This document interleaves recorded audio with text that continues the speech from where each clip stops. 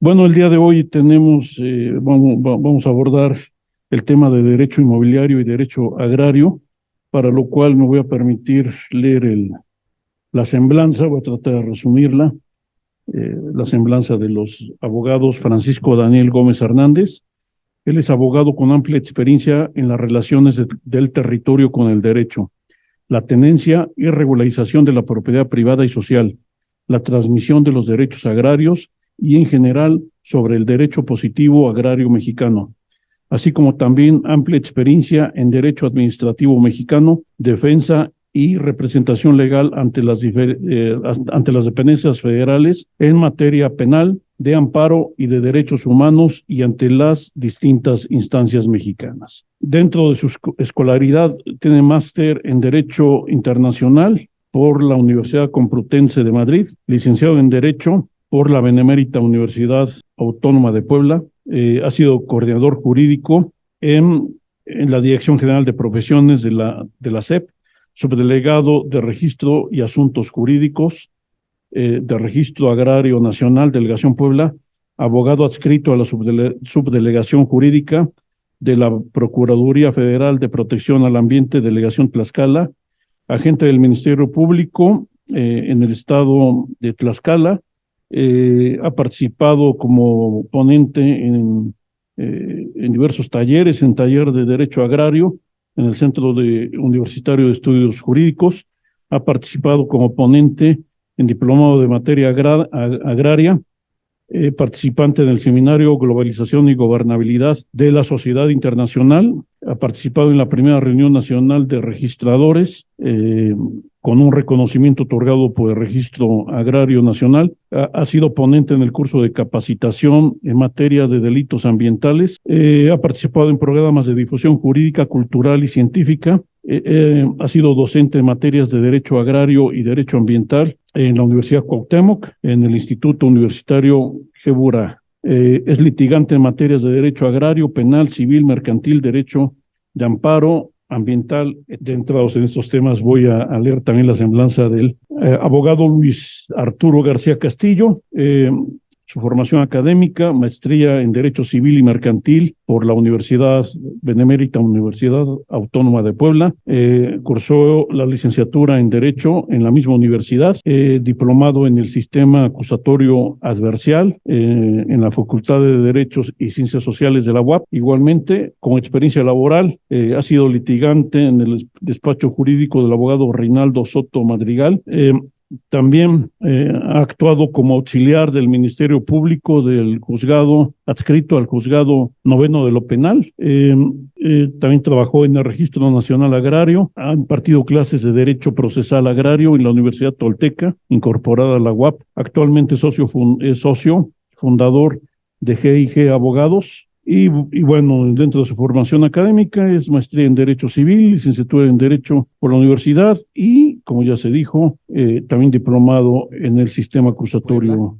Agradeciendo la presencia a todos los que nos acompañan acá en este recinto, muy honrados de la invitación y permitirnos aquí comentarles algunos de los puntos. También agradecerles a los que nos encuentran en la red social, en las redes sociales distintas, y cómo no, por supuesto, agradecerles de antemano que vamos a poder compartir aquí conocimiento específico en materia inmobiliaria, en materia del derecho agrario.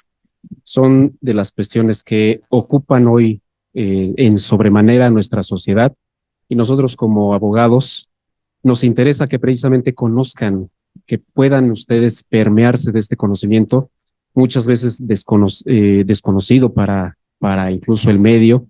El derecho agrario en general para los abogados resulta ser árido, pareciera que es muy especial, muy específico y que a veces hasta podría desaparecer, pero no, la realidad es que hoy hay que tener en cuenta que cerca del 50% del territorio nacional o más es propiedad social, o sea, son terrenos de índole agraria.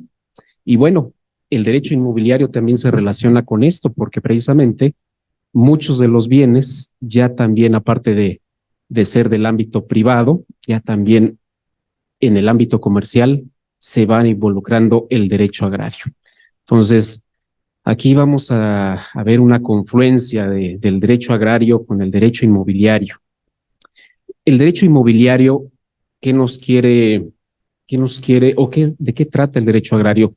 Precisamente es el derecho que debe de regular la propiedad o el estatus de los bienes reales, de los bienes que son propiedad, en este caso, o que son de característica inmobiliaria, es decir, los terrenos, las casas, edificios y sus derechos accesorios. Entonces, ahí tenemos que distinguir primeramente que hablamos siempre de derechos sobre la tierra, llámese parcelas, llámese terrenos rústicos, llámese lotes, llámese edificios incluso. Bueno, todo eso es precisamente lo que lo que va a regular el derecho inmobiliario. Entonces, tenemos que distinguir ese tipo de derechos, ¿no? Son derechos sobre las cosas, en este caso les llamamos los abogados derechos reales, derechos sobre una cosa, en este caso los inmuebles, sus terrenos, los edificios, las casas. Entonces, esa es la distinción principal, ese es el ámbito de estudio que nos toca ver en el derecho inmobiliario. Uno de los derechos que precisamente también viene agregado con el derecho inmobiliario es la posesión. Muy controvertido el derecho de la posesión. Es una de las características del derecho, el que puedan los titulares de cualquier derecho real que puedan ejercer posesión. Entonces, ese es otro tipo de derecho que vamos a estar hablando en este tipo de situaciones, que pueda uno detentar la posesión sobre un bien. ¿Qué quiere decir? Es que pueda uno usarlo, que pueda uno disponerlo, que pueda uno tentarlo, por decirlo así, que pueda hacer uno palpar, que pueda palparse ese bien, ¿no? Entonces, esa es una de las características del derecho, de los derechos reales, que puedan ser también sujetos de posesión. Bueno, ¿y cómo adquirimos los bienes inmuebles? ¿Cómo se adquieren? Hay distintos medios de adquirir los inmuebles, ¿no? Muy comúnmente, pues es la compraventa, ¿no? Sabemos todos que la compraventa es el medio tradicional de que podamos adquirir un inmueble. La compraventa regularmente implica un precio, implica una contraprestación y bueno, eso se debe de estampar ante en un documento, generalmente un contrato privado para luego llevarlo a una escritura pública con el notario. Es lo regular, lo que podemos identificar en este tipo de casos, ¿no? El acto de la compraventa. Otra característica, o más bien otro medio para adquirir la posesión también es el de la usucapión, o por el transcurso del tiempo pueda uno adquirir la propiedad de esos terrenos, ¿no? También es otro medio el que puede acceder o como se puede acceder a la titularidad de un derecho real o de un derecho sobre un bien inmueble. Entonces, esas son características, esos son los medios que también tenemos para que puedan adquirir la posesión, perdón, la propiedad sobre un bien inmueble. Otro puede ser también el de la herencia, ¿no? La sucesión, eso lo podemos entender fácilmente cuando uno hereda una casa, un bien a una persona, ese también es otro medio de adquirir la posesión. Entonces, tenemos varios actos, tenemos varias formas de adquirir la posesión en este caso. Bueno, las características del derecho de propiedad. Aquí hay que distinguir tanto la posesión es una de las características, uno de los elementos de la propiedad. Esta también tiene otros elementos, ¿sí? Que puede uno tener el derecho de disponer sobre esa propiedad, el derecho de usarla y el derecho de disfrutar sobre ese bien, son las características de un derecho de propiedad.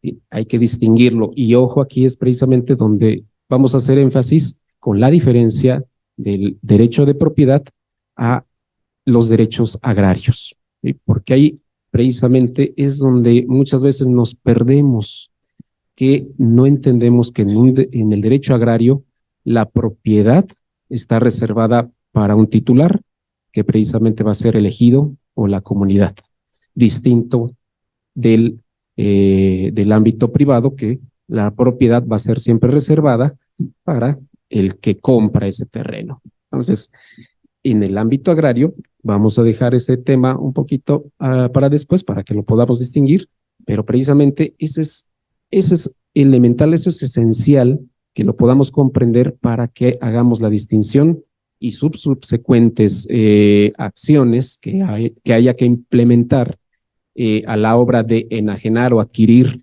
o recibir un derecho o pretender un derecho en materia agraria, ¿no? En materia civil o en materia del ámbito de la propiedad privada, pues bueno, tenemos precisamente para ello un registro que es el registro público de la propiedad.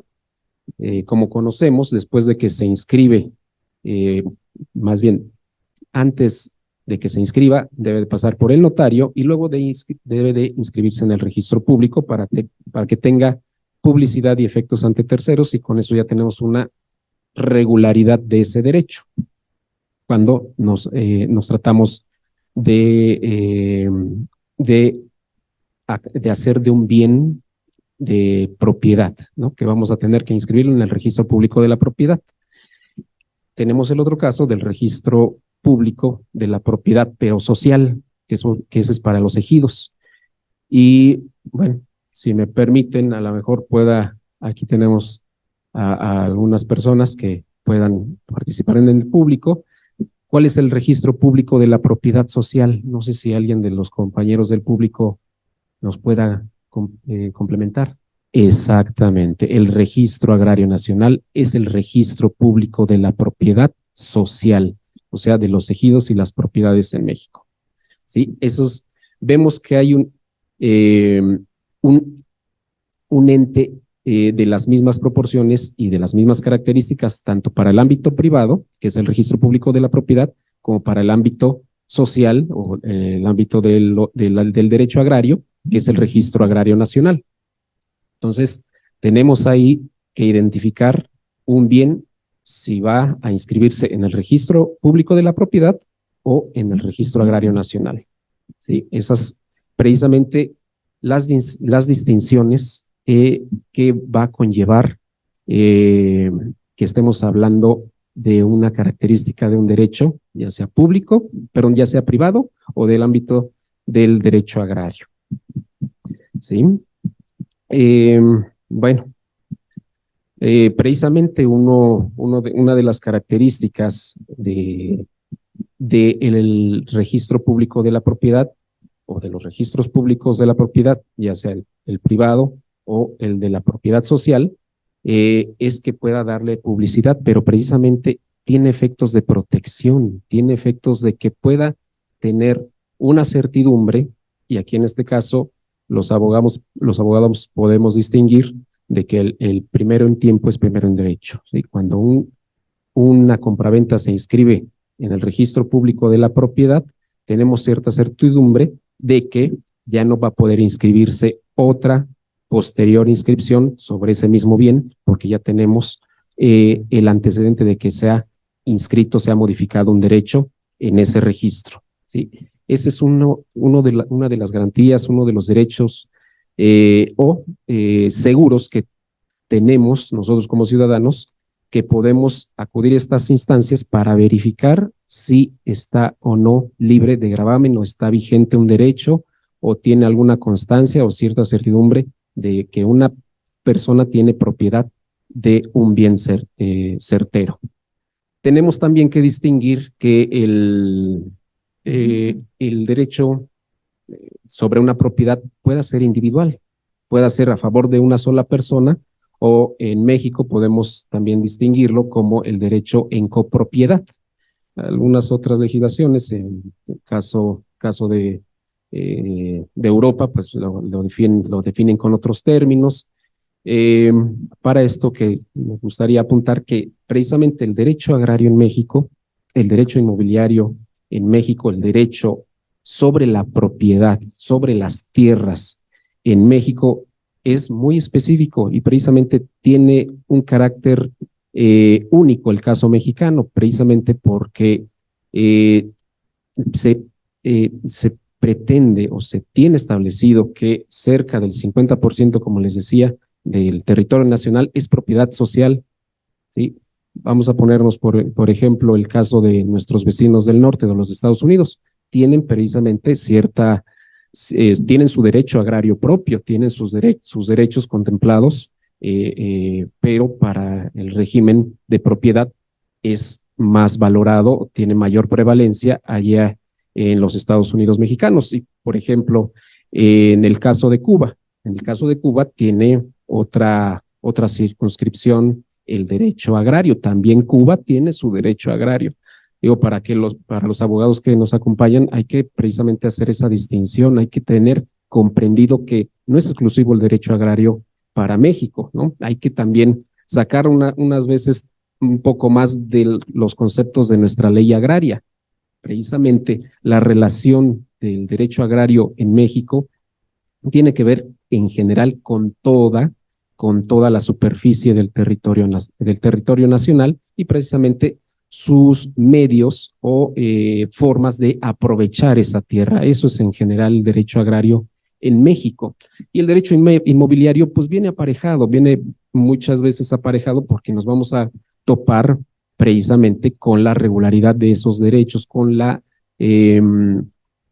implementación normativa de esos derechos reales o de los derechos que tiene una persona sobre esos bienes, que tiene incluso el Estado sobre los bienes.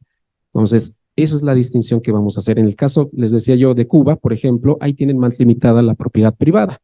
En el caso cubano, como sabemos, tienen un sistema económico muy distinto, en general muy especial, eh, pero precisamente tienen su derecho agrario y ahí prevalece el ámbito social sobre el ámbito privado. En México, precisamente podemos decir que estamos en un equilibrio. Si la mitad del territorio mexicano es propiedad privada y la otra mitad mayoritariamente es de propiedad social, o sea, de ejidos y comunidades, podemos decir que hay un equilibrio aquí en México. Hay otra forma, hay otro registro, el registro de los bienes del patrimonio inmobiliario federal. Ese es otro tema. Me gustaría sacarlo de esta sesión, pero también tenemos que distinguir, y es mi obligación, que podamos acotarlo, que podamos señalarlo. Ese sería otro tema, para que podamos distinguir en este caso el público que nos acompaña. Lo que creemos que les pueda interesar es el ámbito inmobiliario privado y también su relación con el derecho agrario, ¿no? Pero precisamente esos tres tipos de propiedad tenemos aquí en México. Entonces, ahorita nos vamos a abocar en el ámbito privado y en el ámbito del derecho agrario o del ámbito social. Entonces, para los abogados o para los que nos puedan acompañar, los que nos han acompañado y para también el público por medios electrónicos, debemos distinguir esos tres grandes regímenes y ahorita nos va a tocar nada más el derecho privado y el derecho social, ¿sí? Entonces, para eso, precisamente, actualmente con la nueva ley agraria, ya precisamente obliga a que aparte de que se pueda suscribir un contrato, vamos a hablar del contrato o de la forma de la adquisición por compraventa, cuando se compran derechos. En el caso del derecho agrario hay que distinguirlo un poquito porque no se va a comprar la propiedad o no se va a adquirir la propiedad, se va a adquirir los derechos de uso y usufructo, más no la propiedad, porque esa distinción sí nos ocupa. Ya en la intervención de mi compañero, el licenciado Luis Arturo García Castillo, nos podrá ahondar sobre ese asunto, pero me gustaría puntualizarlo para que precisamente podamos distinguir que aunque podría definirse que funcionan de la misma manera actualmente, o ya se intenta hacer que funcione de la misma manera, también tiene sus peculiaridades. Entonces, para adquirir la posesión, la propiedad, o en el caso agrario, la posesión o la titularidad de un derecho agrario, se regularmente debe de mediar un contrato por escrito, debe de estar por escrito, ¿sí? Entonces, eso nos va a dar certidumbre. Y ya en el ámbito privado, sabemos que debe de irse a notarial para darle la seguridad, darle una certidumbre a ese contrato privado, y ya lo podríamos elevar luego a la calidad de escritura pública cuando se inscriba en el registro público de la propiedad. Igual, en el ámbito agrario, también debe de suscribirse un contrato, un convenio, firmado en este caso ante dos testigos, y también debe inscribirse en el registro público de la propiedad social, como decíamos, como decía la compañera, y bien lo dijo, que es el Registro Agrario Nacional. ¿Sí? Entonces, precisamente ese es el funcionar actual, eso es lo que trata ya incluso de regularizar actualmente con la ley agraria de 1992, ya ve implementada esa, esa analogía, o tratando de ajustar esa analogía del derecho privado al derecho social. Es decir, que se pueda hacer por escrito y que se tenga que inscribir en el Registro Agrario Nacional para la enajenación, en el caso de los derechos agrarios, de un bien de derecho agrario. Bueno, les decía yo de la copropiedad. Efectivamente, también en el ámbito agrario también hay cotitularidad de derechos, como en el ámbito del derecho inmobiliario también tenemos la copropiedad. Entonces hay que distinguir, tenemos, de acuerdo a nuestro Código Civil de cada entidad federativa, reglas específicas para la copropiedad en su caso, y hay que siempre atenderlas, hay que siempre estar vigilándolas. Cuando compramos un terreno, los que se dedican al medio inmobiliario, precisamente deben de verificar en qué régimen está adquiriéndose esa propiedad, en régimen proindiviso, o lo que es copropiedad, o en régimen de titularidad universal, es decir, un único propietario. Entonces, cuando tenemos esas características bien circunscritas, bien descritas en el contrato, y luego ante el notario también bien delimitado, vamos a poder ahí tener la certidumbre de qué estamos comprando, cómo lo vamos a comprar. Y precisamente los registros agrarios son los que tienen esos documentos, los registros públicos, en el caso agrario, en el Registro Agrario Nacional, en el caso de la propiedad privada, el Registro Público de la Propiedad, son los que van a tener esa certidumbre y los que nos van a dar la pauta para decir si un bien está a favor de una persona, o en qué carácter está adquiriendo esa persona, ¿sí? ¿Cómo lo adquirió? ¿Fue por una sentencia? ¿Fue por precisamente una herencia, por una compraventa, o por una usucapión, por una acción de usucapión? Entonces, esa es precisamente la constancia que nos va a dar luz, nos va a dar certidumbre de cómo estamos o cómo se adquirió ese terreno por la persona que nos está vendiendo, y de ahí nosotros tener también una certidumbre de qué estamos comprando, ¿no? Y si tiene algún gravamen, si tiene algún derecho sobre esa tierra, es decir, gravámenes, podríamos hablar de hipotecas, podríamos hablar de un usufructo vitalicio, una carga, por ejemplo, un derecho de paso, una servidumbre de paso, o un derecho de vía cargado sobre esa propiedad. Entonces, eso debe de constar inscrito en los registros públicos correspondientes, sea el caso del ámbito del derecho privado, el registro público de la propiedad, o sea, el ámbito del derecho agrario, también debe de estar registrada esa carga, ese derecho, esa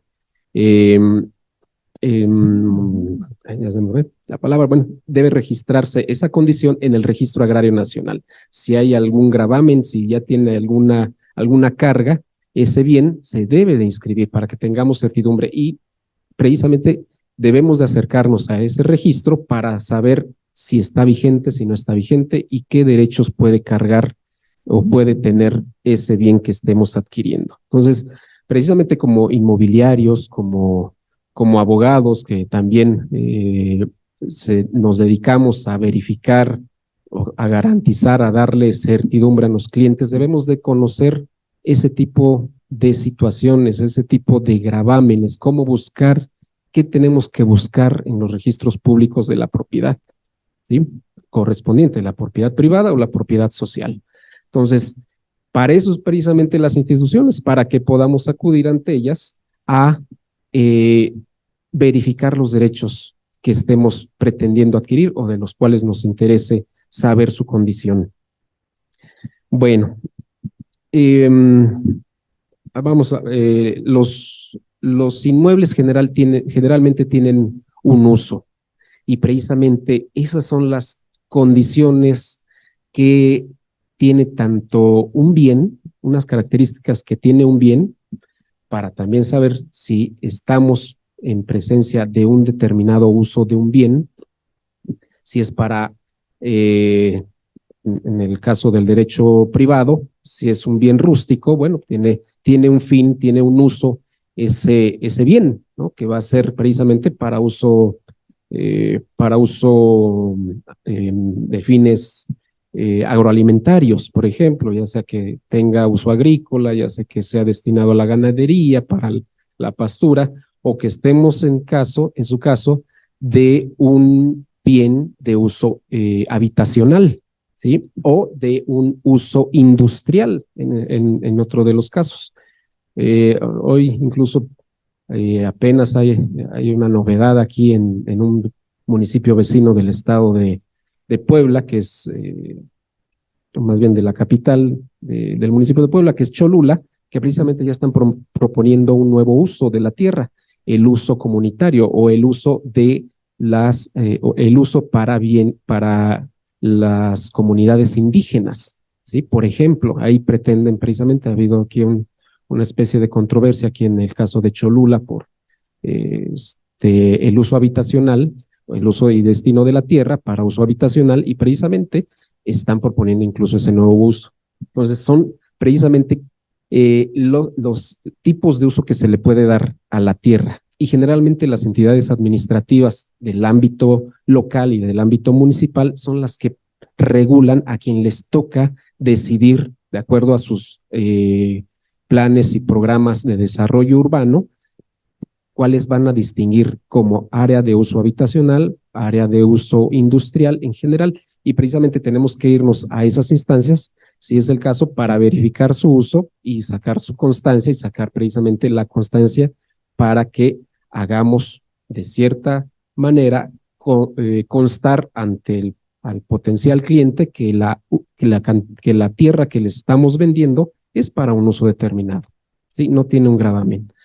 Hay otras cargas que inclusive, no cargas, más bien hay unas limitaciones que puede tener también la propiedad por por decreto, incluso cuando son destinadas a áreas protegidas, áreas de reservas naturales protegidas, ya sea del ámbito municipal, del ámbito federal o del ámbito local o estatal. Entonces, cada autoridad administrativa incluso tiene su plan y programa de desarrollo, en este caso, o de protección al ambiente. Entonces, también hay que distinguir ese otro uso. Entonces, hay distintos usos que le da la tierra para este caso, y todo eso es precisamente materia, ya sea del ámbito inmobiliario o del ámbito agrario en general. Y hay que distinguirlo. También, incluso en el ámbito agrario, prácticamente vienen etiquetadas las tierras. Prácticamente ya se sabe desde que, bueno, hoy con la regularización de las tierras a través del 56 de la ley agraria, que ya pueden estar, digamos, con cierta certidumbre inscritos todos sus derechos de cada persona en el registro agrario nacional, es que ya podemos saber de qué destino, a qué se dedica una determinada tierra, ya sea como parcela, que son 3 grandes bloques, parcelas, digo, aquí a efecto de no, invadir la ponencia de mi compañero, pero bueno, nada más adelantarles que son tres tipos generales de tierra en el ámbito agrario. El de tierras de uso común, tierras parceladas y tierras de asentamiento. Esos prácticamente son los tres ámbitos o los generales de las tierras en el ejido. Hay otras subclasificaciones ya internamente dentro de un ejido que puedan ser destinadas como áreas de infraestructura, áreas de reserva de asentamiento humano, pero bueno, las tres grandes para que podamos fácilmente identificarlas son tierras de uso común, tierras parceladas y tierras de asentamiento humano. ¿Sí? Así ya vienen, digamos, etiquetadas una vez que se han regularizado en términos del 56 de la ley agraria o para términos prácticos o generales que ya estén regularizadas por Procede. Procede fue un programa en el ámbito federal que trató de regularizar la mayor cantidad de ejidos y comunidades en México por este programa, y el 90% de los ejidos, 92%, 93% me parece que se alcanzó a cubrir por ese programa. Hoy ya tenemos incluso otro tipo de programas que es el FANAR y el RAJA. Ya esos se ocupan hoy en día para regularizar, seguir regularizando, pero vamos a encontrarnos con ejidos no regularizados. Ojo, y yo creo que aquí es precisamente donde a muchos inmobiliarios nos viene a tronar la cabeza cuando estamos adquiriendo un bien de derecho agrario irregular. Ojo, precisamente es irregular, y si no se regulariza en términos del 56 de la ley agraria, que es mediante la intervención de la mayoría de los ejidatarios, la intervención de la Procuraduría Agraria, el registro agrario, y que se deba de expedir los certificados ya con un plano al reverso para los parcelarios, o simplemente tener la certidumbre de cuánta superficie de uso común tiene, y que ya haya tenido el asentamiento humano sus títulos de propiedad. Bueno, esa es una peculiaridad. Si estamos ante un ejido que no está regularizado en términos del 56 de la ley agraria, vamos a encontrarnos con problemas. Pero no es imposible tampoco. No es imposible que se puedan enajenar. No es imposible, más bien, que se puedan adquirir. La realidad es, como en derecho pasa mucho, la realidad supera a las instituciones del derecho establecidas.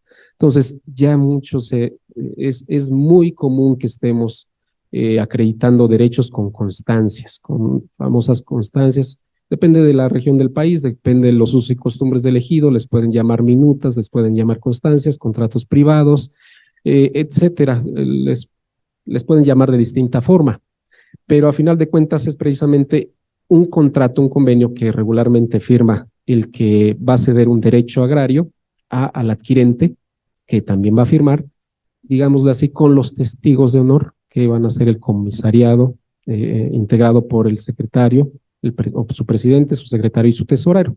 Los vamos a denominar, ¿no? Yo preferiría denominarlos, o más bien denominaría como testigos de honor a estas tres personas que suscriben ese documento, y con ese va dando una cierta regularidad, digamos cierta, por lo menos da indicio de que hay un contrato, de que hay una voluntad, de que hay una cierta certidumbre.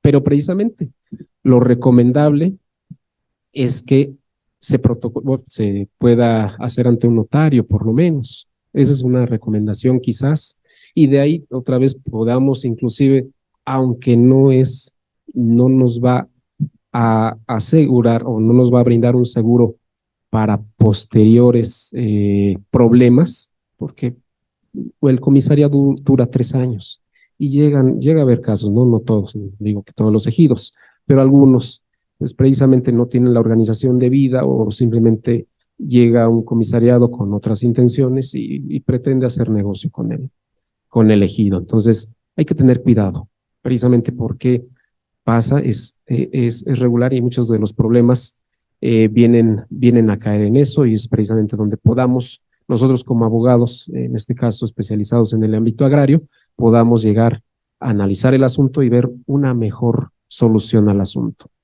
Entonces, precisamente hay que distinguir ese tipo de situaciones, esos ejidos, el asentamiento humano, las ciudades ya no tienen a dónde crecer, precisamente ya tienen que pasar los límites de la urbanidad y llegan a tocar los ejidos, llegan muy posiblemente vayan a tener que estar relacionándose con ejidos y comunidades. Muchas veces, aquí por ejemplo en el caso del municipio de Puebla, no tenemos bien identificado, no lo sabemos bien, por ejemplo, ¿saben dónde está La Libertad? ¿Verdad? ¿Sí saben dónde está La Libertad? Bueno, ese es ejido todavía. Zabaleta, la mayoría de Zabaleta, él es el ejido Romero Vargas, ¿sí? Y no están regularizados.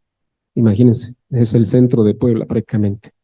Es el centro, unidades muy comerciales y tienen ese detalle que están sin regularizar. La misma, mi alma mater, la Benemérita Universidad Autónoma de Puebla, precisamente está instalada en un ejido, son tierras del ejido, el ejido San Baltasar Campeche, sin regularizar. Entonces, como pueden darse cuenta, ya no hay mucha tierra, es un bien ya escaso y por lo mismo implica un dinero y muchas de las veces nuestros clientes quieren asegurar su inversión. Entonces, como inmobiliarios nos toca precisamente asegurar, buscar los medios para asegurarle una inversión efectiva a nuestros clientes, una inversión segura a nuestros clientes, ver la manera en que podamos estar brindándoles una cierta asesoría, más bien una asesoría eficiente al cliente que está pretendiendo invertir en una casa, invertir para cualquier familia en una casa propia, para los inversores en un edificio, para los grandes inmobiliarios, pues también tener bien establecidas las disposiciones de la tierra que tiene para que podamos decirle o recomendarle, mira, esta tierra tiene todo, no tiene limitaciones ni de uso ni limitaciones legales, no tiene ningún problema, la puedes adquirir en cualquier problema, sin ningún problema. Y entonces, eso es precisamente lo que nos toca como inmobiliarios, saber ante qué entidad vamos a poder acudir para garantizarles o obtener una constancia para garantizarles un cierto derecho, una certidumbre de que están adquiriendo un bien sin ningún problema. ¿Sí?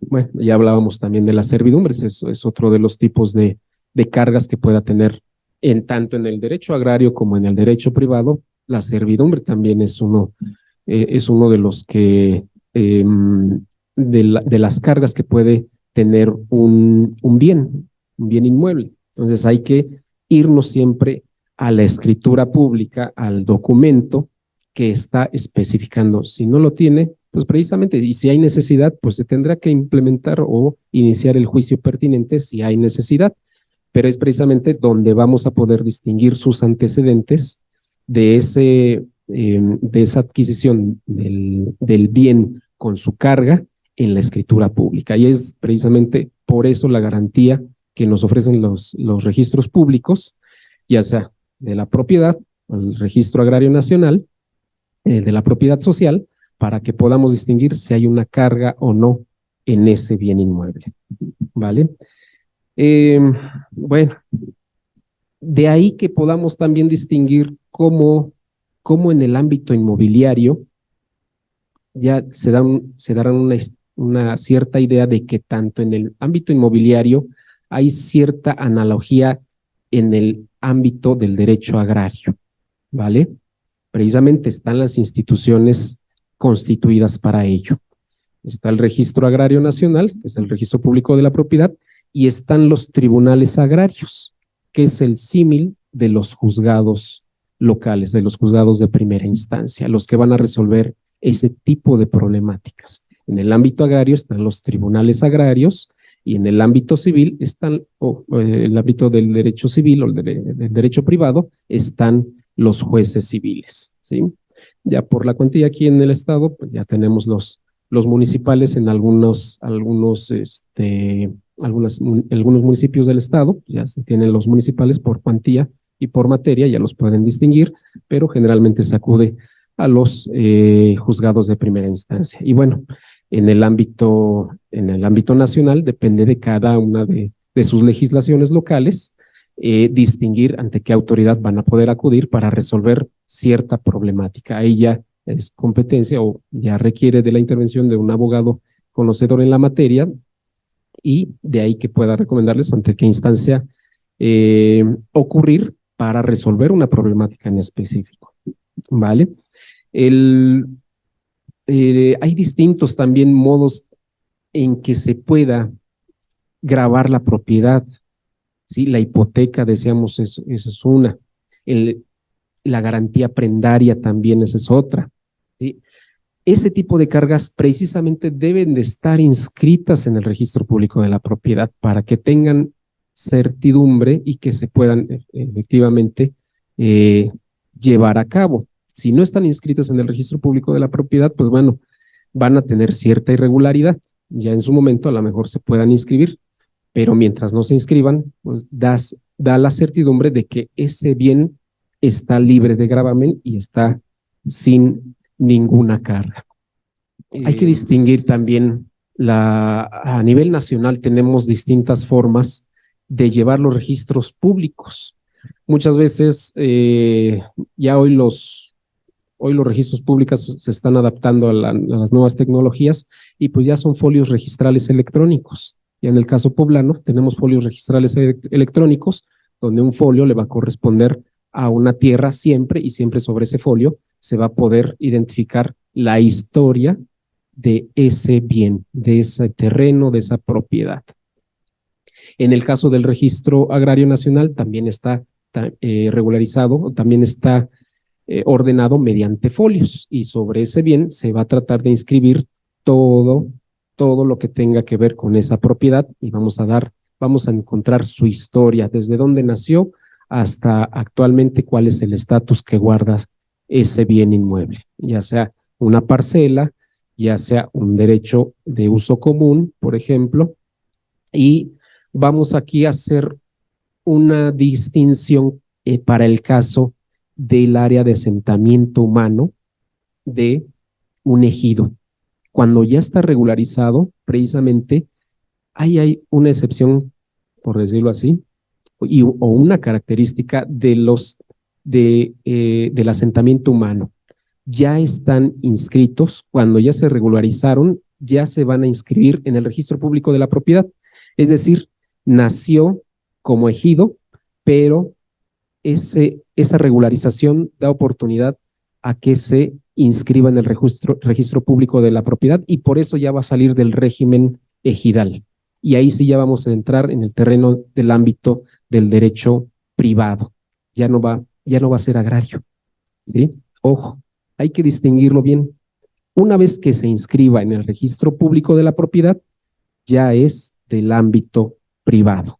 Ya puede tener todas las características del derecho común. Conocemos, se compra y se vende y no hay limitación. Ojo, para el caso de los bienes del asentamiento humano, hay una característica, por ejemplo, para las parcelas que luego adoptan el dominio pleno, ese dominio pleno famoso. A ver, ¿quién entre el público vino o tiene interés sobre el dominio pleno? Bien, bien. La misma compañera, efectivamente, el dominio pleno precisamente tiene una característica para la compraventa. Primera, que debe de estar sujeto al derecho del tanto del ejido, ¿sí? Tiene esas reminiscencias, por decirlo así, del derecho agrario. Hay una cierta protección de ámbito social para que pueda tener el beneficio de la preferencia o el derecho de preferencia de que pueda adquirir la tierra en primera instancia alguien que sea del ejido, el ejido mismo, o alguien de los familiares de la persona que está vendiendo, ¿sí? Ojo con eso. Precisamente es una de las características para el caso de las parcelas que han adoptado dominio pleno, ¿sí? Esa es una limitación. De ahí en fuera, como les decía, una vez que un bien del derecho agrario se ha inscrito en el registro público de la propiedad, ya es del ámbito privado, ¿sí? Y ya tiene todas las características de un bien del derecho privado o del derecho común. Ya puede introducirse al comercio en general incluso. Entonces, esa es una de las características en este caso. Cuando sabemos, por ejemplo, que estamos adquiriendo bienes del derecho privado, un, un lote, una casa, pues bueno, entendemos que si no está inscrito en el registro público ningún gravamen, tenemos también toda la libertad de hacer una compraventa, de disponerlo. ¿Sí? Esos límites hay que tener constancia plena para que no nos sorprenda. No, pues que tiene hipoteca, no, pues que tiene un, un derecho accesorio, un derecho de uso, este, de uso, de derecho de vía, o tiene una carga sobre ese bien. Y ahí sí debemos de tener cuidado porque precisamente pueden estar limitando el uso de una cierta superficie. Imagínense que deba de cruzar todo el camino, todo un camino de 3 metros por una fracción de 1000 metros bueno, 500 metros de terreno para acceder a un terreno vecino. Imagínense la afectación que está. Y si ese terreno se estaba adquiriendo para una nave industrial, por supuesto que le afecta en sobremanera esa carga. Entonces, precisamente asegurarnos de que ese tipo de bien no tiene ninguna carga es vital para una compraventa, para que podamos recomendarlo o no a un cliente. ¿Sí? Bueno, tenemos distintos tipos de inscripciones, en general, tres. Las inscripciones, propiamente, los asientos registrales, que eso sí modifican completamente el derecho que se está amparando. Otros que lo limitan, que son las anotaciones, ¿sí? Y otro que son son los registros propiamente, las anotaciones marginales y los avisos. Los avisos, que eso es nada más precisamente, como su nombre lo dice, es un aviso sobre ese bien inmueble. Entonces hay que distinguir ese tipo de clasificación de anotaciones en los registros públicos. La mayoría son clasificados de esa forma, salvo honrosas excepciones en el territorio nacional, las tienen clasificadas de esa forma, pero precisamente hay que poderlas distinguir. Unas son de carácter permanente, precisamente como las inscripciones, o sea, las anotaciones, las que ya dicen, este bien pasó de esta persona a esta otra persona, ¿sí? O el otro que son, digamos, temporales, hasta en tanto se va a limitar su uso o se va a limitar la disposición de ese bien, que son las anotaciones marginales que refieren que hay una hipoteca, que hay un derecho de uso o un derecho de usufructo vitalicio. En general, ese tipo de anotaciones también debe de constar en el registro público. Y los avisos, ¿no? Unos avisos simplemente sobre este aviso se publica o se realiza el aviso de que va a ser enajenado, pretende ser enajenado por tal persona en esa fecha. Y son ese tipo de carácter nada más de aviso y muy temporal. Bueno,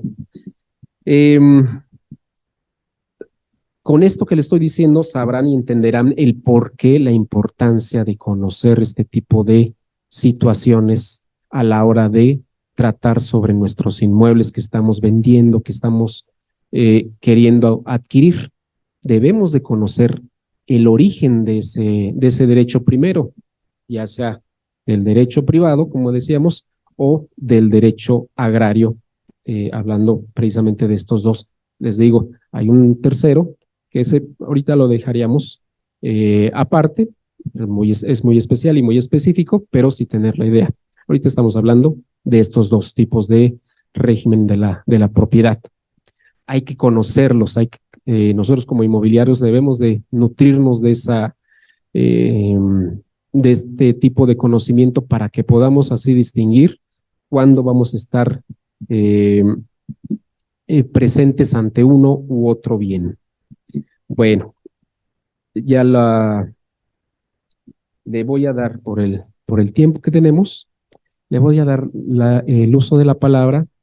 Un favor, si podemos guardar las preguntas al final para que podamos inclusive hasta formar unicidad de la plática, y también vamos a darnos cuenta una vez expuesto lo del compañero Luis Arturo, vamos a poder inclusive a lo mejor hasta resolverlas. Le dejo la palabra aquí al licenciado Luis Arturo García Castillo, precisamente que nos acompaña en este momento. Muchas gracias. ¿Qué tal? Muy buenas tardes.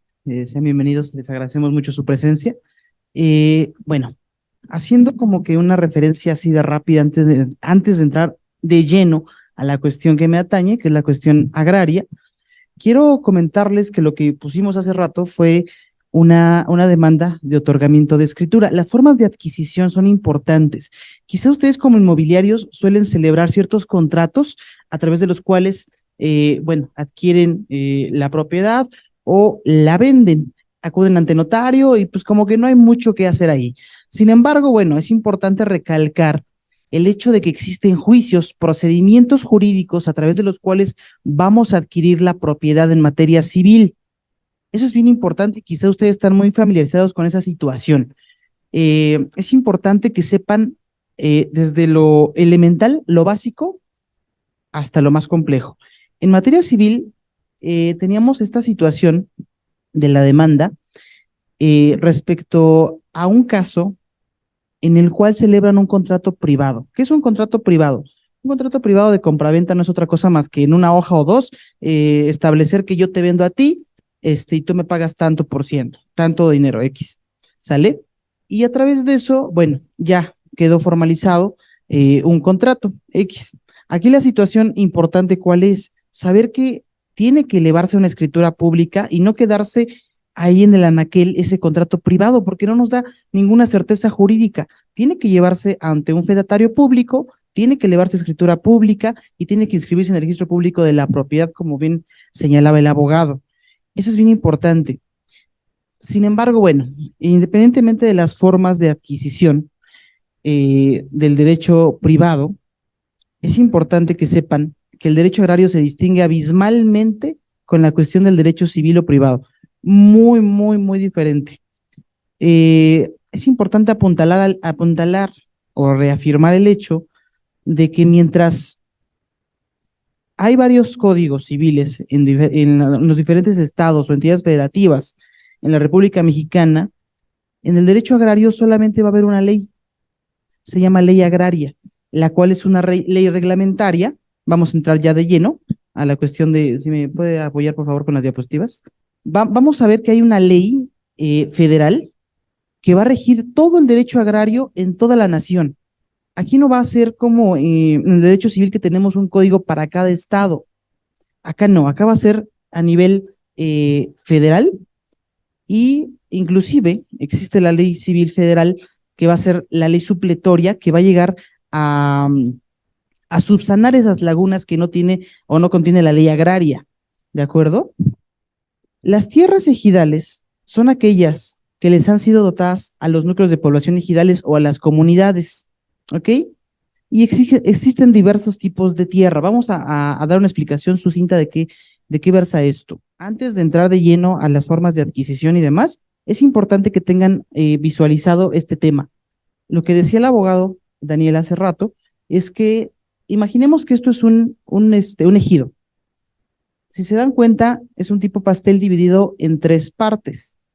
Es importante que si quieren le tomen una fotito, es una ilustración gráfica bastante lógica de cómo está compuesto.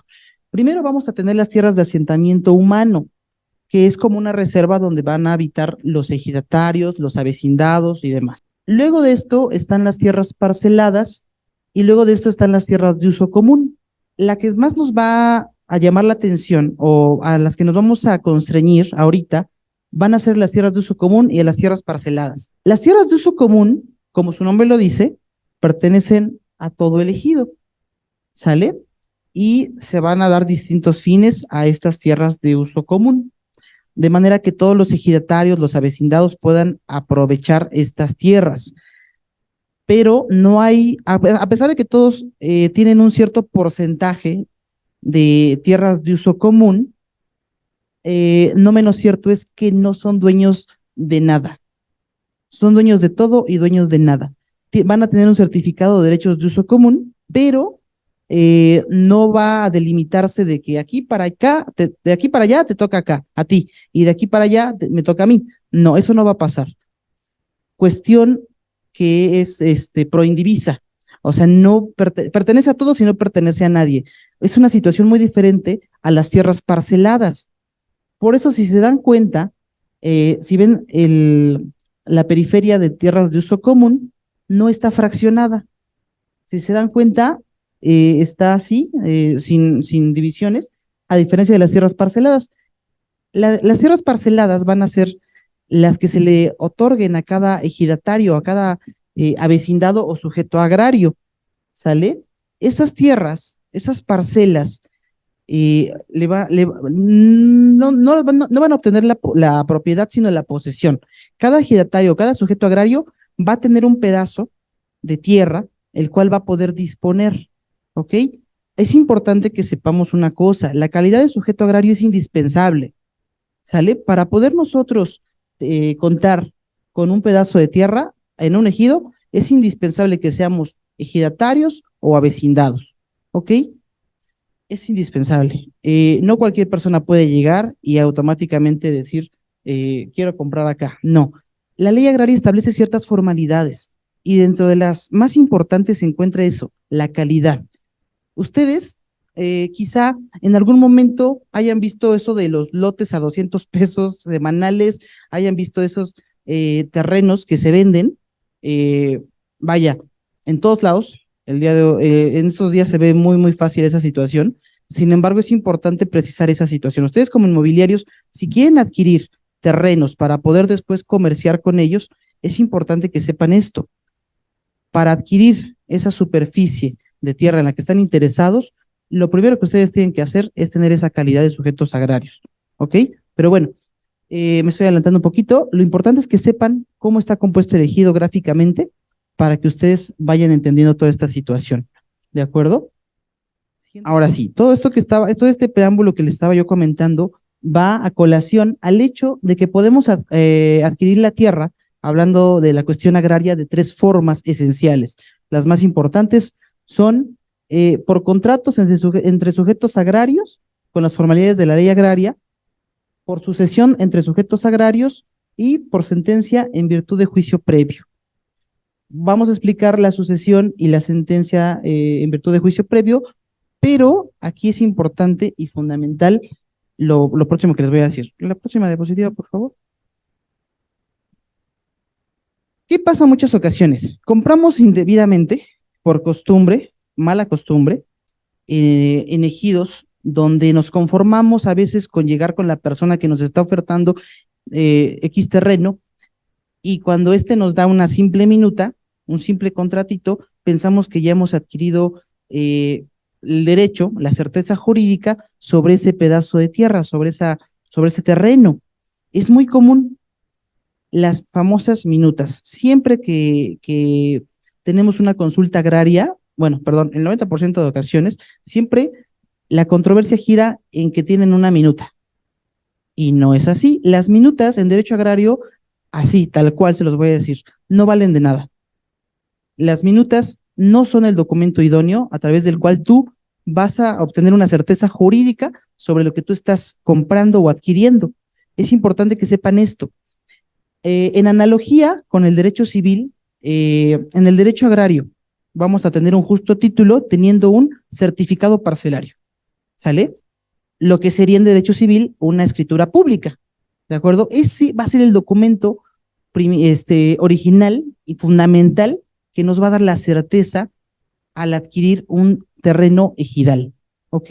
Las minutas no se dejen engañar, no se dejen sorprender, suele ser un negocio tremendo en los comisariados ejidales, vaya, que se da muy, muy, muy constantemente, muy regularmente. Los comisariados lo que hacen en muchas ocasiones es decir, ¿sabes qué? tú llegaste acá, yo te voy a dar una minuta que te va a dar tu certeza jurídica de que tú eres el propietario. Para empezar, ni siquiera tienes un derecho de propiedad, tienes un derecho de posesión. La ley lo establece de esa forma. Puedes usar y disfrutar. Sin embargo, no te va a dar una propiedad como lo es en el derecho civil. ¿Sale? Eso es importantísimo. Ahora, otra cosa y un consejo bien importante. Si ustedes van a comprar un terreno ejidal, fíjense, y esto me gustaría que lo apuntaran bien, no vamos a comprar una fracción o lote de terreno. Eso está malísimo. No, lo que se adquiere, según la ley agraria, la Constitución incluso, es una parcela. La que vamos a obtener es una parcela. Ese es el objeto de la compraventa, que no se llama propiamente compraventa en derecho agrario, se llama enajenación, ¿ok? Pero bueno, es importante que sepan estas situaciones. La parcela es indivisible. La parcela no se divide, no se fracciona, no se lotifica, porque muchas veces el ejidatario mañoso, en colusión con el comisariado ejidal, hacen su negocio y fraccionan. Todo esto es una parcela, todo esto. La dividimos en varias partes y vendemos a varias personas. ¿Se imaginan la dimensión del problema social que ello acarrea?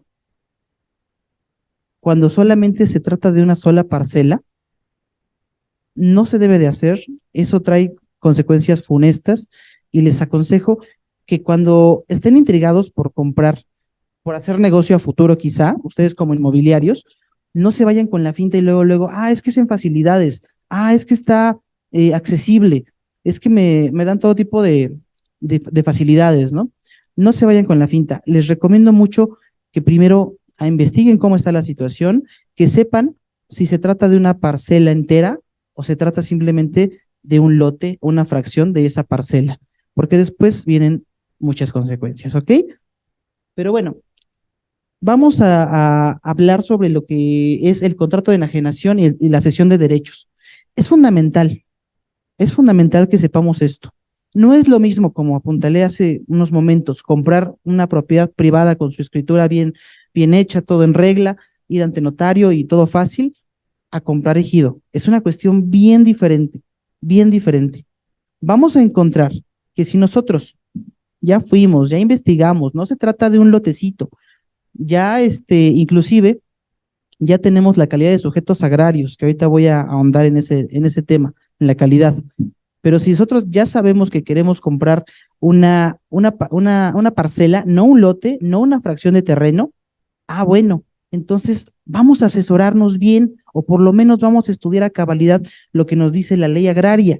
La ley agraria es una cosa muy sencilla en realidad, está muy cortita y nos facilita mucho la vida porque no es como que tengamos que leer 1000 artículos para entender estas situaciones. Tratándose de este punto en concreto, por ejemplo, el contrato de enajenación, vamos a encontrar los requisitos en el artículo 80 de la ley agraria. Es fundamental que tengan bien presente este artículo porque les va a servir a futuro. Inclusive, si ustedes se asesoran con un abogado especialista, les va a comentar sobre todo eso que les voy a platicar a grosso modo. Miren, antes que nada, la distinción entre contrato de enajenación y cesión de derechos, ¿cuál es? El contrato de cesión de derechos se distingue simplemente por ser a título gratuito, ¿ok? Es una simple cesión en la cual yo te voy a dar a ti un determinado bien a título totalmente gratuito. Y en el contrato de enajenación se trata de una cuestión ya onerosa, de una cuestión ya económica. Les decía yo hace rato, en vez de llamarlo contrato de compraventa, vamos a llamarlo contrato de enajenación en materia agraria, ¿ok? Y aquí la particularidad va a ser precisamente el dinero que nosotros vamos a erogar, ¿ok? Esa es la situación, la distinción entre un contrato de cesión de derechos y un contrato de enajenación, ¿vale? El contrato de cesión de derechos no lo vamos a ver mucho más que entre los mismos ejidatarios, avecindados que tengan entre ellos quizá deudas o quizás sean familia y que quieran cederse. La cesión de derechos es una donación y el contrato de enajenación es una compraventa en términos del derecho privado o civil, ¿sale? Ahora, si ustedes ya llegaron al punto de concretar la enajenación, con el sujeto agrario, ¿qué vamos a necesitar? Importantísimo. Tienen que llevarse a cabo ciertos requisitos para poder concretarlo. Por ejemplo, el contrato. Es fundamental tener el contrato por escrito, ¿sí? Firmado ante 2 testigos y el mismo tiene que ser ratificado ante notario, ante fedatario. También la ley agraria nos permite que no sea necesariamente un notario, puede ser un secretario general de un municipio que tiene fe pública, puede ser el síndico municipal, puede ser cualquier persona investida de fe pública puede ratificar nuestro contrato. Eso es importantísimo que lo sepamos, ¿sale? Para que demos cabida a los demás requisitos. Importantísimo. La ley agraria, en su artículo 80, como hace rato les comentaba yo, necesita de una cosa que se llama el derecho del tanto. ¿Ok? El derecho del tanto es ese aviso que hace quien va a vender o a enajenar de que precisamente va a hacer va a celebrar este acto jurídico. ¿Ok? Nosotros, un ejemplo, yo quiero vender una parcela X determinada, sin embargo estoy casado, tengo a mi esposa, tengo a mis hijos, y ellos, vaya, tienen un derecho, el cual pueden ejercer siempre y cuando yo respete la ley a cabalidad, ¿sale? Yo tengo que notificarle a mi esposa, a mis hijos, que voy a celebrar un contrato con fulano o mengano, ¿sale? ¿Para qué? Para respetarles ese derecho del tanto, mínimo con 30 días de anticipación, ¿sale? Si yo hago eso, no va a haber ningún problema. Ellos pueden manifestarse al respecto. Es como un derecho de preferencia, para que lo entiendan en términos llanos y concretos, en los cuales ellos dicen, yo tengo interés en que a mí me la vendas, ¿sale? Esa parcela, yo te ofrezco tanto, hago una postura, ¿ok? Ellos tienen que manifestarse al respecto, ejercer su derecho del tanto, ¿ok? Tienen ese derecho de preferencia antes que cualquier otra persona, antes que cualquier otro sujeto agrario. Yo tengo que respetarles ese derecho, ¿sale?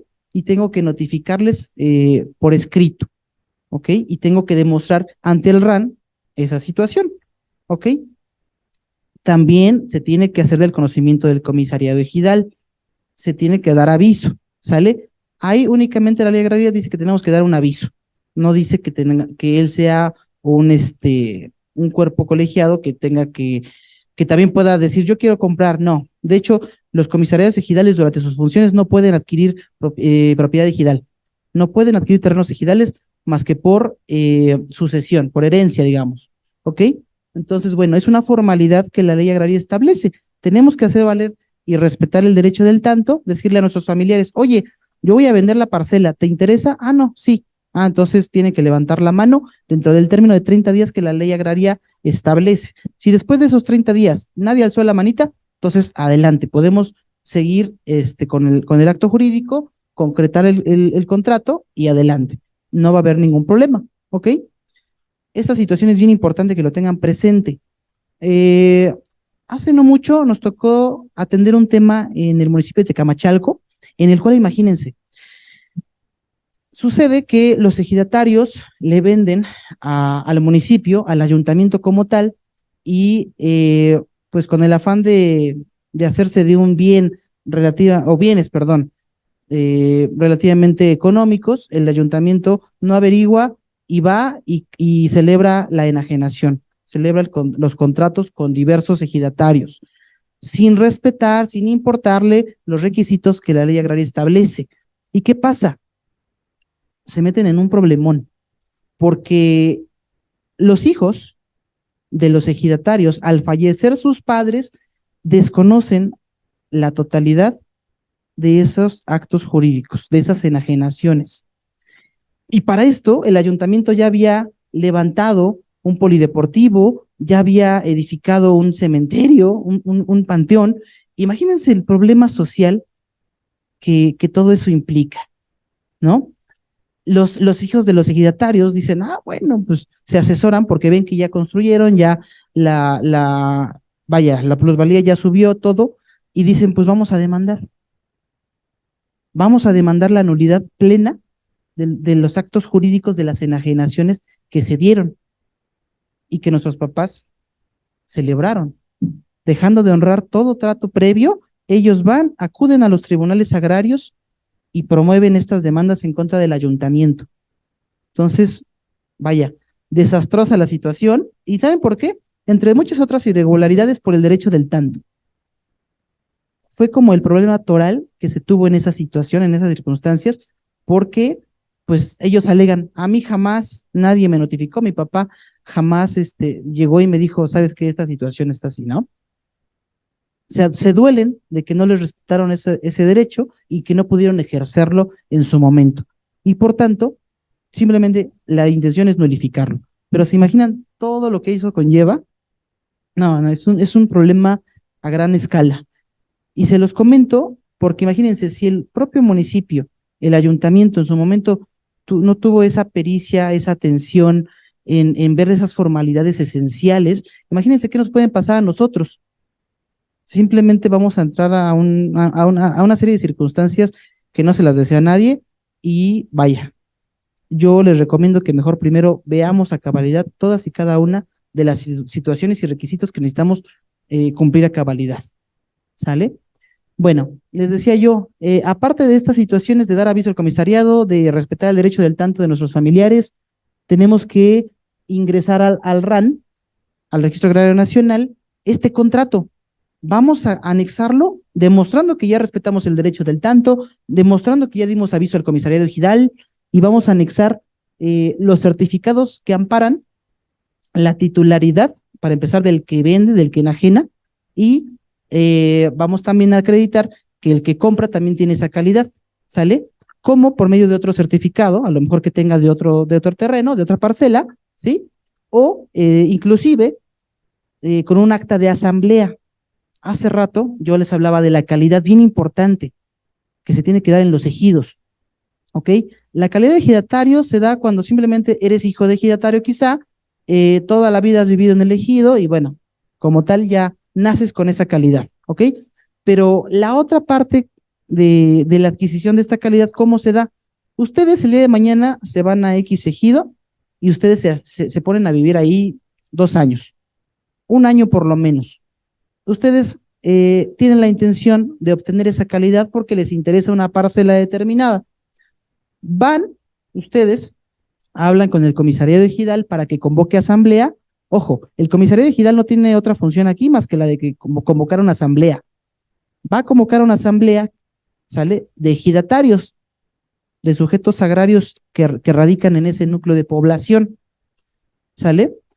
La asamblea es el órgano máximo de gobierno dentro de un ejido y no son otros más que los mismos ejidatarios. Si todos nosotros nos unimos ahorita y nos ponemos a discutir X punto, X orden del día, nosotros vamos a determinar y a tomar decisiones que el comisariado ejidal únicamente va a acatar, ¿ok?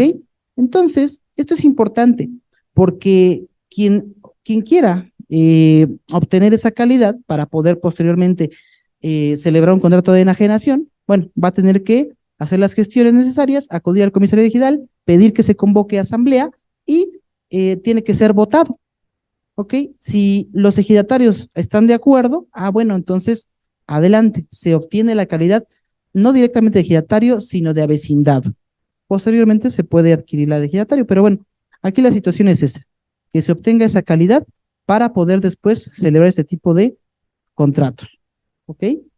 Bueno, esto me regresa al punto de que tenemos que anexar los certificados, ¿sí? Para acreditar nuestra calidad o en su defecto, en caso del adquirente, pues el acta de asamblea en la cual lo votaron y dijeron, sí, no hay problema, que sea reconocido o aceptado como avecindado, ¿ok? Eso es todo. Después de esto, obviamente vamos a anexar las copias de credencial de las partes, de los testigos, ¿sí? Y bueno, ingresamos el contrato, previo pago de derechos, y con eso nosotros vamos a tener el objetivo de que se cancele el certificado parcelario previo. Obviamente tenemos un certificado parcelario previo que se va a tener que destruir, cancelar, y ahora se va a expedir uno nuevo, ¿ok? Si yo les vendo a ustedes, entonces el mío se cancela y ustedes obtienen un certificado parcelario con su nombre, ¿ok? Esa es la tirada, eso es lo que buscamos, y como les decía yo, es bien importante. Vamos a tener no una escritura pública como la tendríamos en el derecho civil, sino un certificado parcelario. De ahí, bueno, nos podemos dar un salto abismal a la adopción del dominio pleno, a regularizarlo para volverlo propiedad privada. Pero bueno, ese ya es otra situación, otro rollo totalmente diferente, en el cual también, como les decía, tenemos que empezar desde la celebración de la asamblea de ejidatarios, en la cual ellos van a votar esa adopción del dominio pleno para regularizar esa tierra, convertirla de propiedad ejidal a propiedad privada. ¿Ok? Pero bueno, ese es otro cantar.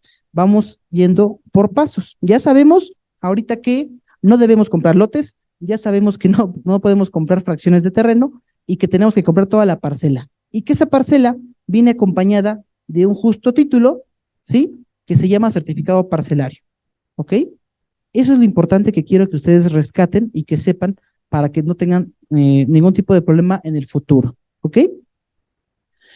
Bueno, seguido de esto, ya concretamos que no valen las minutas de nada y los únicos que valen son los certificados. Esta es la forma primordial en la que vamos nosotros a adquirir.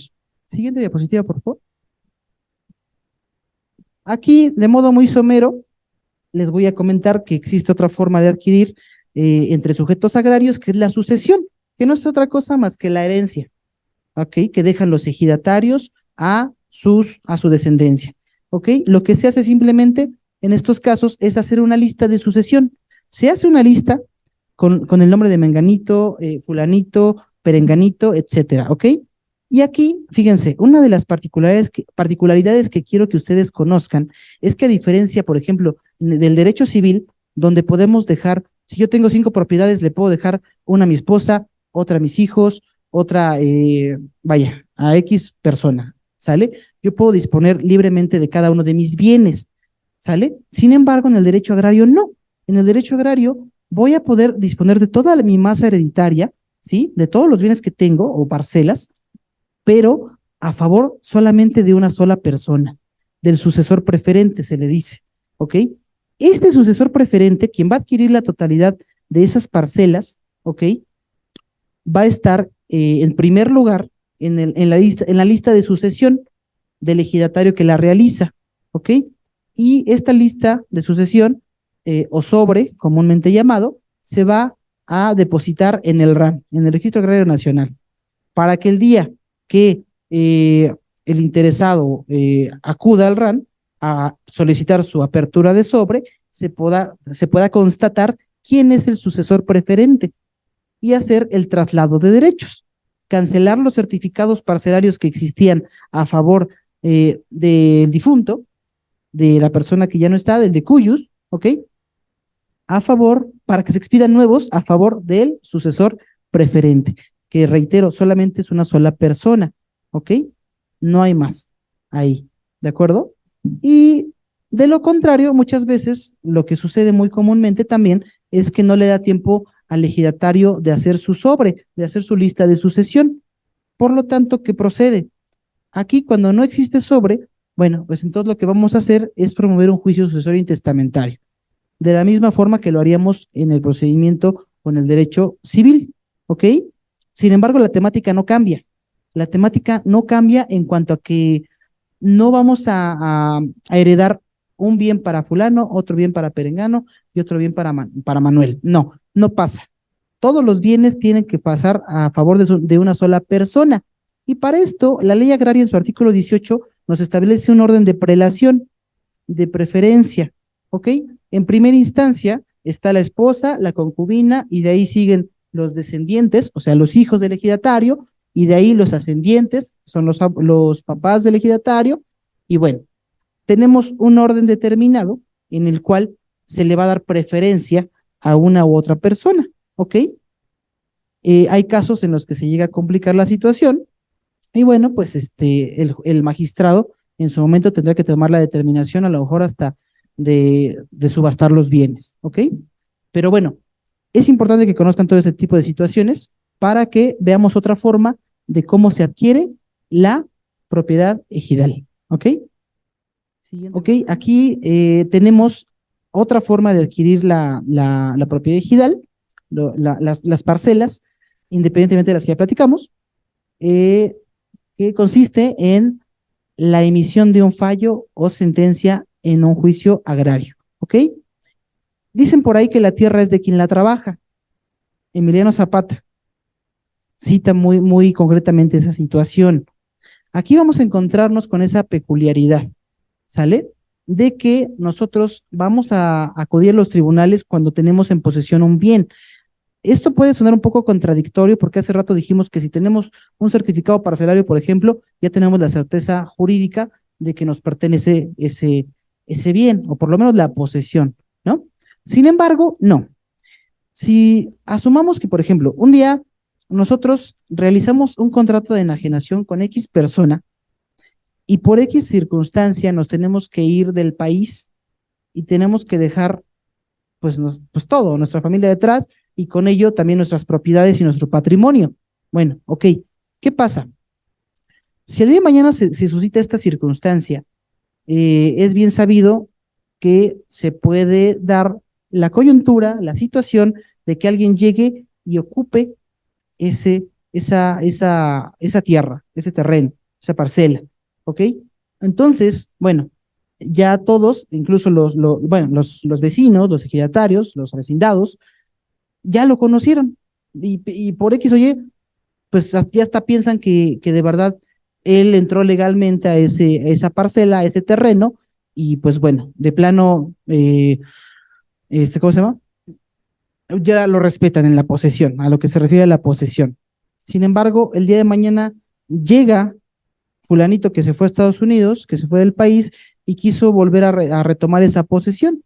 Pues, ¿qué crees? Ya no puede simplemente llegar y sacarlo así. Nadie puede hacerse justicia por propia mano, ¿ok? Esa es una primicia constitucional que debemos tener bien en cuenta. Y lo que va a tener que hacer esta persona que se fue del país y que ahora quiere retomar o recuperar la posesión, pues es demandar, ¿ok? Entonces vamos a meternos en una controversia del mejor derecho a poseer y vamos a ver las partes cómo se defienden para acreditar que tienen un mejor derecho. Mientras una persona va a tener a su favor un certificado parcelario, la otra va a tener cómo acreditar que ha estado en posesión de estas tierras, de estos terrenos ejidales. Por lo tanto, lo más probable en este tipo de circunstancias es que se le dé a favor de quién. ¿Ustedes qué creen? ¿A favor de la persona que tiene el certificado parcelario a su nombre o a favor de la persona que ha estado ostentando la posesión y lo puede acreditar mediante juicio? Así es, aquí vamos a ver un dato curioso. Vamos a ver precisamente que en derecho agrario es muy relevante toda esta circunstancia de ostentar la posesión, ¿ok? Entonces, es importante que recalquemos que si nosotros demostramos un mejor derecho, vamos a obtener una sentencia, ¿ok? A favor, que nos va a reconocer como, bueno, los nuevos titulares, digamos, de la parcela en cuestión. Esta sentencia se tiene que ir a inscribir al registro agrario, ¿sí? Y automáticamente nos van a dar, ¿qué? Un certificado parcelario a nuestro nombre, ¿ok? Es importante que sepan esa situación. Ok, es importante que sepamos, me voy a ir más rápido ya, que las instituciones agrarias van a regir y van a dar certeza a todos las personas involucradas o los sujetos agrarios que quieran ostentar la propiedad ejidal. Vamos a ver que el RAN es el equivalente al registro público para generar publicidad. ¿Sale? Vamos a ver esa situación, que todo certificado, una vez que sea expedido, se va a inscribir ahí para que surta efectos de publicidad, ¿ok? Vamos a ver que en lugar, perdón, de juzgados civiles, vamos a tener tribunales agrarios, ¿ok? Vamos a dirimir ahí las controversias, vamos a pelearnos, como dije hace rato, para, por ejemplo, conservar un mejor derecho, para demostrar un mejor derecho, ¿ok? Eso es importante que lo sepan, ¿sí?